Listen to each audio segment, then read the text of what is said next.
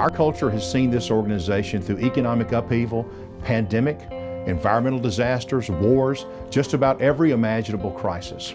Our culture is truly the foundation on which our company was built over 100 years ago. The best part of the story started back, really, in the very early days of both banks, where friendship and honor paved the way for a long-standing partnership. Peter Helwege and Eugene Roberts were the president and the cashier, essentially the founders of the Hancock County Bank and the Bank of Orleans. Peter served as the president of both banks at the same time, while Eugene served as cashier of both banks. The cashier in those days was essentially a blend of what we now call the COO and the CFO. Eugene lived in New Orleans and rode the train nearly every day to Bay St. Louis. Peter Helwege lived in Waveland and rode the train almost every day to New Orleans. So it was very much a metropolitan organization, and the charters were separated simply because a bank was not allowed then to operate in two different states. That was the Hancock organization. John Bowden became president of Whitney Bank, while Eugene stepped into the role of president of Hancock County Bank and Bank of Orleans after Peter's untimely passing. During the 1910s, the era of John and Eugene, a terrible commodities recession occurred, and the Bank of Orleans fell on hard times.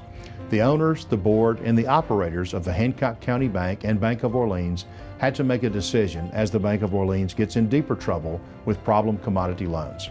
They had three options. Option one, let the bank fail. There was no FDIC insurance fund back in those days, so the failure of a bank meant wiping out its depositors. Not inside our values. Option two, remove capital from the Hancock County Bank, which was healthy, inject it into and stand up the Bank of Orleans, and make a go of it. But they didn't know at the time how deep the recession might get. It actually did give way to the Great Depression not too many years afterwards. This would have put both banks at risk and was also judged then to be outside our values.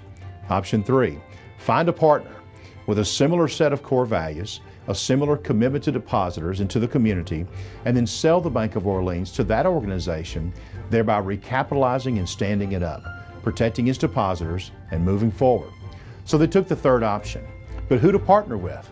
They turned to the dearest friend that they had in the banking world at the time, the aforementioned John Bowden at Whitney. And so as a result, Eugene Roberts sold the Bank of Orleans to John Bowden and Whitney on May 25th, 1918. There are numerous instances over the last century where each of these storied institutions came to the aid of the other. And each story is as intriguing as the one I just shared.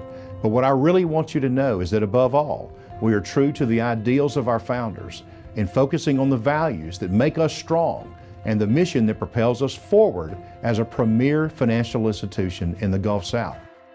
The heart of Hancock Whitney lives in our traditions and our people.